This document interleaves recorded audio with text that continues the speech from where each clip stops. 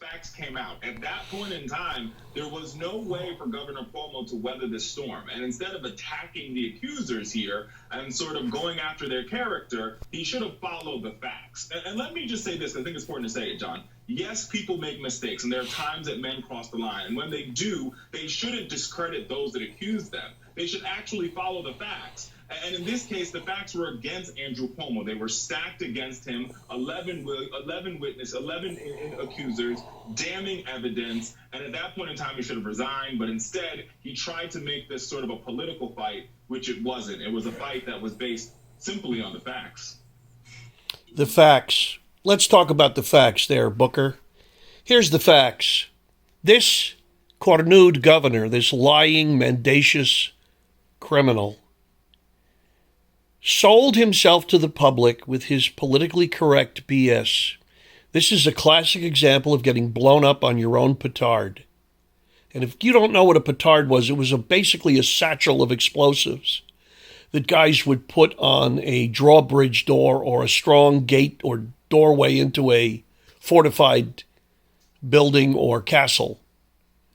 And a lot of guys would use like a long pike and with a halberd poleaxe try to nail it to the door. And a lot of times when they did it, it would blow up in their face. So henceforth the term, blown up on their own petard. That was the name of the satchel charge. And this is a classic example. So Mr. Glass Ceiling, this hypocrite, this scumbag, Governor Goombats, who went around talking about women, they're paid less than men, it's not fair, we got to do more for women. His daughter was chauffeured from Mount Kisco to Harvard University, 240 miles, by the highest paid state trooper officer in the state. He was the head of this guy's protection detail, which consisted at the time of 120 some odd troopers. Do the math. All those people were making well over six figures. That's a glass ceiling. I used to say to my friend, how do you get her in the back of the troop car with that glass ceiling? How do you fit it in the, and he would look at me. I warned him, don't get too close to this guy. He just sanctioned sodomy by law in the state of New York. God doesn't like that. I don't care what your sexual predilections are. Nobody cares. Keep it to yourself. I don't care if you sleep with sheep and your girlfriend is named Betty. I don't want to hear about it. I don't want to hear about it. I don't want to hear about men's proclivities with other men. I don't want to hear about what they do with women. It's nobody's business. You talk like that, you're a degenerate. But I'll tell you this. When the state or government sanctions abhorrent sexual deviant behavior, you describe to yourself whatever you think that is. I go on what the Bible taught me. God doesn't like it, and Sodom and Gomorrah tends to happen. Places like Rome tend to fall. This guy would be right at home hanging out with Caligula or Nero. He's a degenerate. He is a liar. When your philosophy is lies, your acts are always criminal. He is a liar. Like Hillary Clinton, she is a liar. She is a gangster. She is a murderer. John chapter 8:44. Your father was a liar and a murderer from the beginning. Your father was Satan, said Jesus. You know, you don't have to be a Christian, maybe, but you can learn from it because history is replete with the evidence. There is a concomitant cord of behavior and consequence, both as nation states and as individuals. It is undeniable. But in the world we live in, sodomy begat AIDS, and those sodomites blamed everybody but themselves. Ronald Reagan back then was responsible for AIDS, if y'all are old enough to remember. So I'm going to do what I want to do, and you're going to pay the freight. I'm going to have babies, and you're going to pay for them. This is modern day America. I should not have to bear any of my own burden. And you have scumbag politicians like the shakedown artist Sharpie Sharpton on the right and Governor Goombats on the left. They're professional shakedown artists. And they'll cause enmity, racial murdering. They'll destroy the whole society as long as they get enriched. They'll get in bed with the communist Chinese, which brings you a disease that kills 600,000 Americans without reprise or redress. We bombed Iraq and Afghanistan for something Saudi and Egyptians did to us on 9/11, allegedly. So when bullhorn bullshit artist Georgie Bush stood there at Ground Zero, the people that knocked these buildings down are going to hear from us soon. They never did. It would be like FDR declaring war on Japan after Pearl Harbor and then bombing China, right? Because they're Asiatics too. The United States of mendacity. So all the dirty deals that Cuomo did, you're going to find out he made money off of hospital beds. And that's why those old folks put them in a nursing home. I'm not giving up my premium commission on the beds I'm selling. The ventilators that he hoarded. They were packed up in warehouses. I need more ventilators. We don't have enough ventilators. He had plenty of ventilators. It's why he didn't put any of the sick bodies on the ship that Trump sent to New York. Because that took away his exclusivity on hospital beds. That's the supply and demand. Every illegal drug person knows how that works. As long as the police state keeps drugs illegal, the drug lords pay the cops off with big money to get their big money off an exclusive product. If you legalize drugs and made it available, well, the degenerates that want to do drugs are going to kill themselves without killing innocent people to procure enough money to buy said drugs. It's a very simple formula.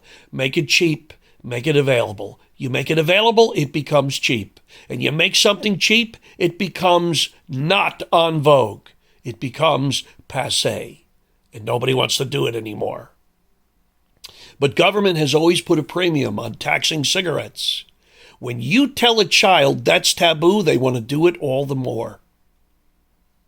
It's the nature of men.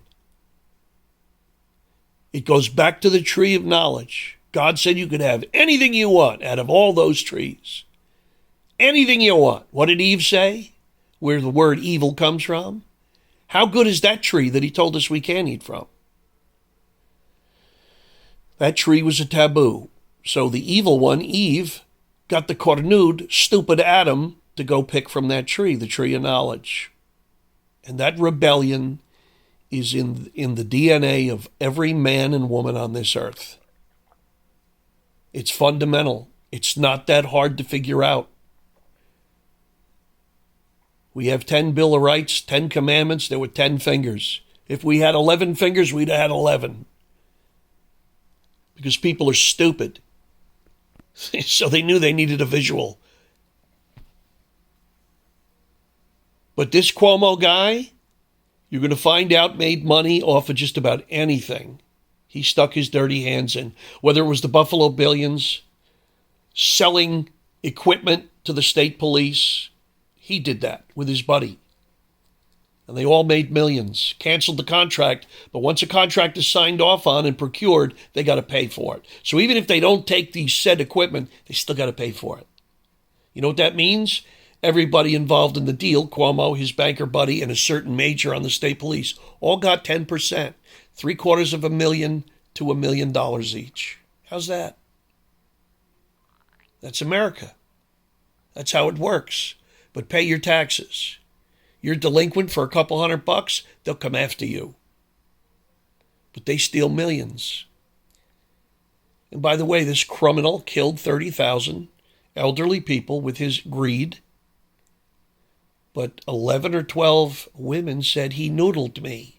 He touched me. He kissed me. He caressed me. Out. Out. You imagine? How's that for being blown up on his own petard? See, if only he had had a glass ceiling around him, he wouldn't have been groping all those women. So let me sum it up. You can murder old people, 30,000 of them, without redress. without consequence, but get accused of offending a woman's propriety or touching her in a way that she doesn't appreciate, and you're ruined. And I don't dispute what these women claim, nor do I defend this guy at all. But there's no evidence other than hearsay.